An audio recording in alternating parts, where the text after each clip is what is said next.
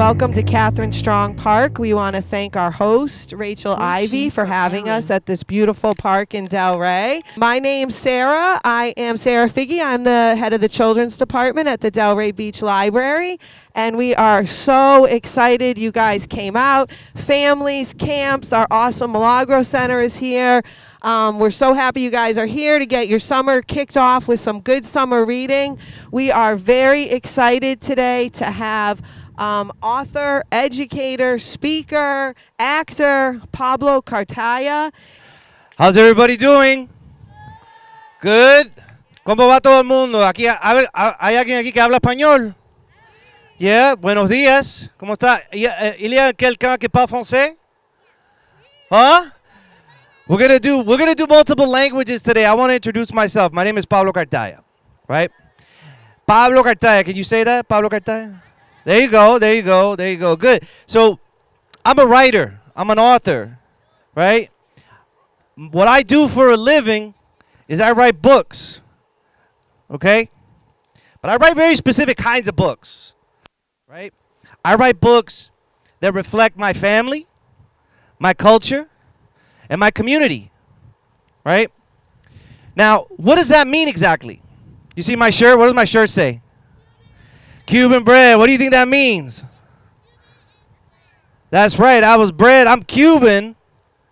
Right? Anybody know where Cuba is? Yeah, where's Cuba? I'm going to turn around too and see you guys. Make sure that I got you guys. All right, where's Cuba, my man? It's past Florida. That's absolutely right. It is 90 miles south. My parents were born in Cuba. I was born here in the United States. The first language that I spoke fue español. La primera idioma que yo aprendí fue español. That's the first language, right? My parents came here from another country, right? I was born here, right? So what am I doing writing books, right?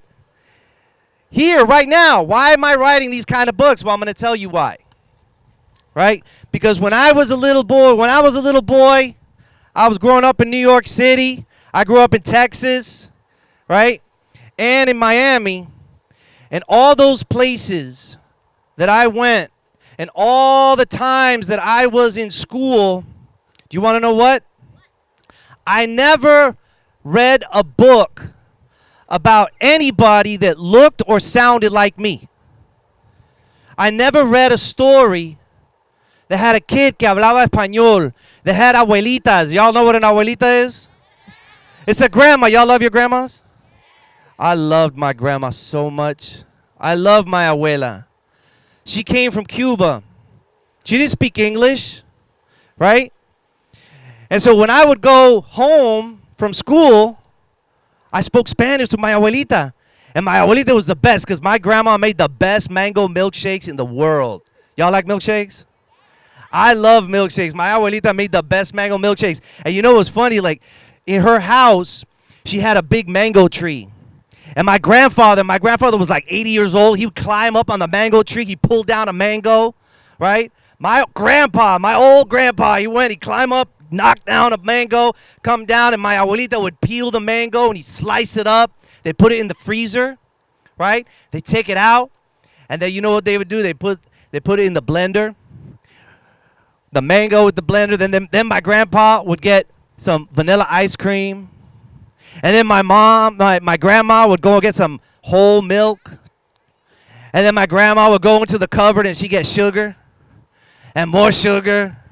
And more sugar. And that made my mom crazy. You know why? Because my mom told me, she said, you're not supposed to eat sweets. You're not supposed to eat sweets. But I love sweets. And the great thing about grandparents, right? The great thing about grandparents is that they don't really listen to their kids, right? Am I right? Am I right? If you want something done, who do you ask? You ask your grandma, don't you? Yes, you do. If mom says you can't have sweets, who do you ask? That's what I did, and I loved it because my grandma, we would make these delicious mango milkshakes, and I would eat them. And I remember my summers were all about that. Right now we're in summer. We're outside. It feels nice, isn't it? It's nice to be outside. Yo, last year was wild, right? Zoom in school. COVID, like, it was tough. It was tough. My kids were you know, you got to wear a mask all the time. You know, my daughter had her 8th grade. She didn't get a graduation because everything was online. You know, that's tough. So we're outside now celebrating, and I want to share with you why I think about mango milkshakes and being outside in the summer. Because the stories that I write reflect my love of my culture, of my family, my community, and of being outside, of hanging out, swinging on banyan trees and diving into the canals, right? Of calling out my abuelo, abuelo, ¿cómo estás? And we throw a baseball around. Like, that's what I remember from my summer. My stories, my books are all about that. My stories are all about that. Now, y'all remember my name? What's my name? Pablo, right? Pablo. Can you say Pablo? Say it with some Latin flair. Pablo. You say, oye, Pablo. Yeah. You say, oye. Oye, mira, look. This is how I came to writing the stories that I write. Because when I was your age, I didn't have the stories. I didn't have the stories that reflected who I am, who my family was. There was never a book that I read when I was your age that had an abuelo in them. Like a legit abuelo where I could read the page. I said, that's an abuelo right there. I didn't have that. I didn't have Espanol sprinkled throughout. I didn't have that. So my stories now reflect that. Now, how did I get to that point? Now, I'm going to tell you real quick how I got to that point. And then you know what I want to do? Because we're talking about being outside, right? After I tell you this story, who wants to go play basketball with me? Yeah? All right, so after I tell this story, y'all going to go play basketball with me? I got my boys over here. We're going to ball it up. All right? All right, so listen, I'm going to tell you this story. You want to play? All right, you're going to be on my team. You're the best? All right. Yeah, we're going to play. We're going to play some ball because we're going to celebrate being outside, right? We're going to celebrate having some fun, right? But let me tell you first the story of my name. My name is what? Pablo. Say, oye, Pablo. So listen, my story. So my name is Pablo, right?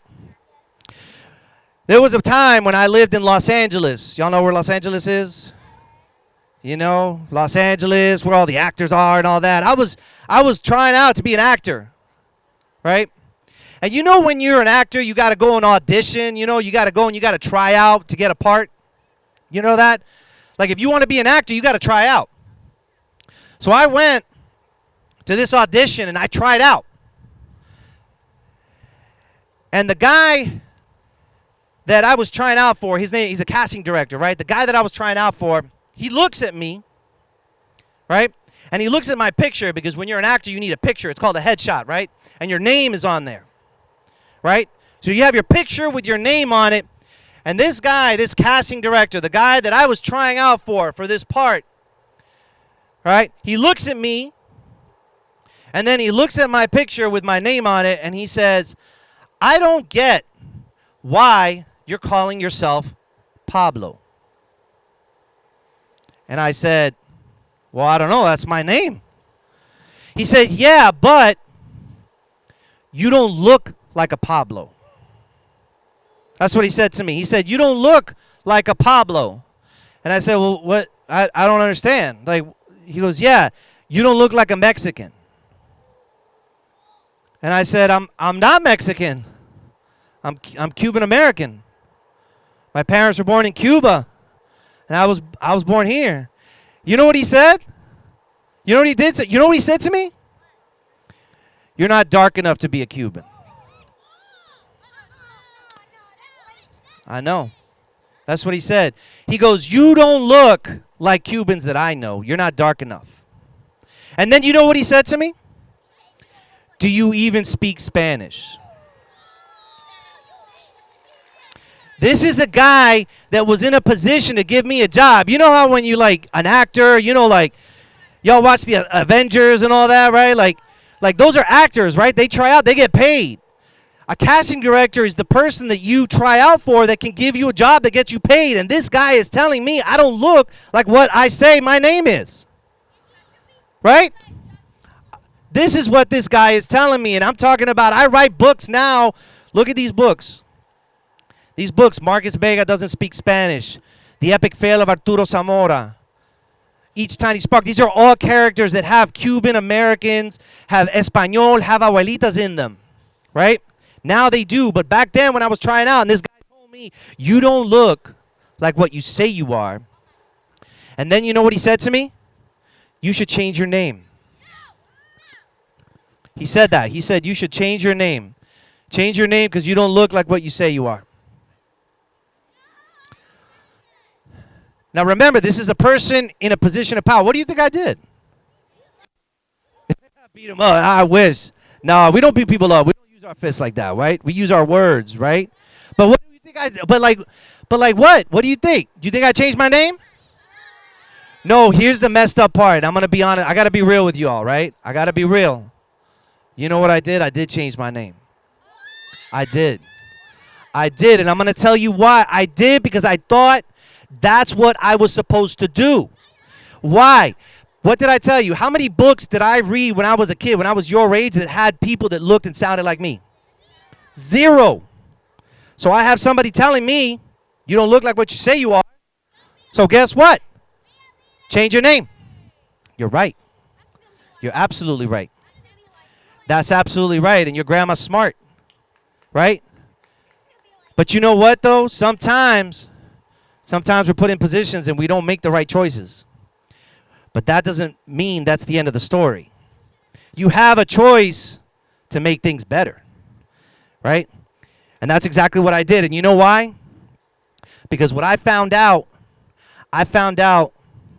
that my name, all right, I had changed my name, and I found out that my pops, my dad, when he came from Cuba, right, he was not allowed to go back after he left Cuba.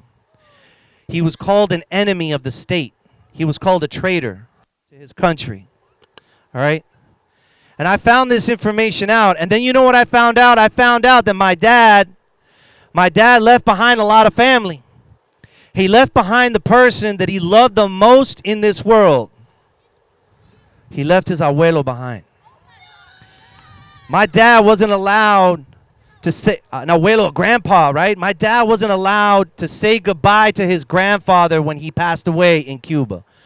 He was not allowed to go back. Now, I want y'all to think, we just went through a real tough year, right? Right?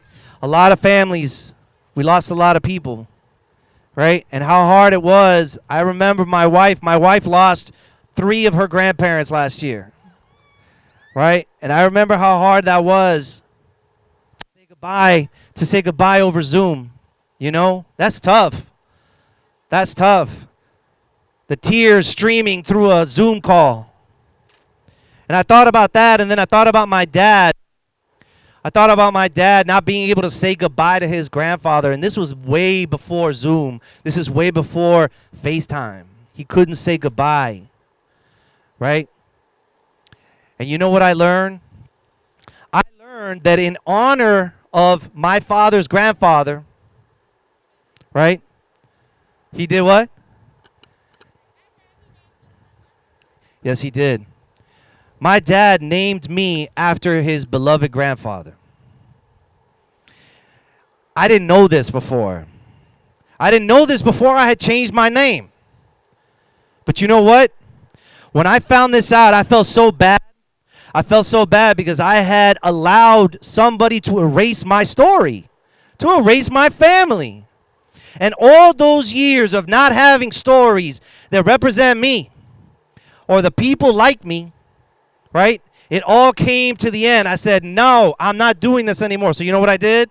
I went back to Los Angeles and I changed my name back to Pablo. And not only did I do that, but I decided that I wanted to start writing stories that reflect my family, that reflect my community, that reflect my culture, right? This is what we celebrate. This is what we celebrate. We should celebrate stories that represent us, right? That represent us. Yeah, I'm gonna get you one.